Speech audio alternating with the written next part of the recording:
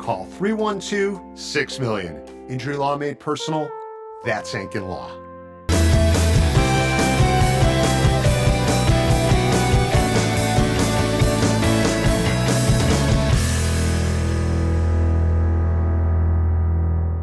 Montgomery, watch him or talk to him, and he seems really mature. And I know fans are really heat around like how quickly he can be in Chicago.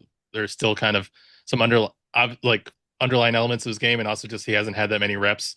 Where also obviously there's the argument to keep him at Double A like he did. What do you kind of want him to get out of maybe not slamming on the gas pedal right out the gate of giving him another promotion after he handled a lot last year? Yeah, I think, first of all, Braden had a really good major league camp, right? He performed well, showed well in major league camp. He's been swinging the bat really well the last couple of weeks since he's been in minor league camp as well. So what I would say is I believe he's going to get off to a good start. I give him a ton of credit for just like, the consistency of his mentality, right? Like we've talked about before, he wants to be really, really good. And so, yeah, starting back in Birmingham, I think, he's definitely going to be in the right frame of mind. I'd be very surprised if he doesn't get off to a good start.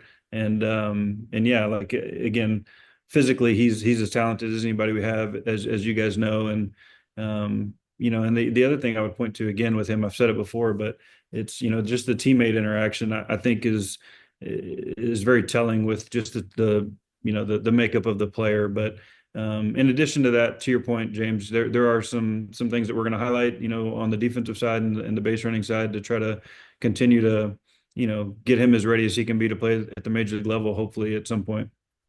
How much, you don't necessarily have like a, huge crush of other prospects at AAA in the outfield that you necessarily like need to get everyday reps. How much do you want Antonacci out there just because he obviously he's an infielder primarily, but, doesn't really have any familiarity with the outfield, much before this season.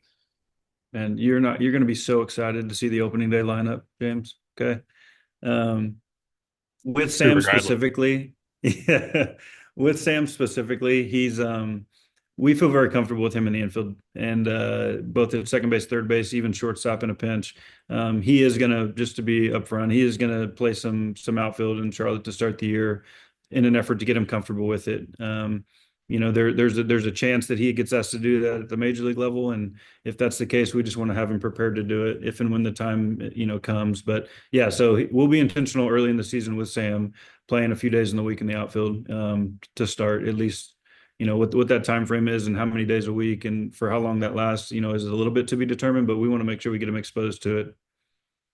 And this is a challenge for you since you've been a big Christian or Caleb Bonemer advocate since he's been in the organization. But is there kind of an element to his game that maybe that you like that hasn't necessarily been seen or been noticed or recognized by the public side just as much as you think it should quite yet that might be on display this year?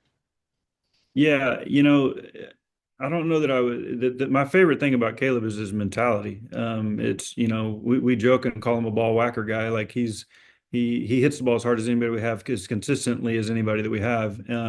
But what I would tell you is my favorite thing about Caleb is the mentality, the toughness, like the want to be, the want to compete and like be in the fire.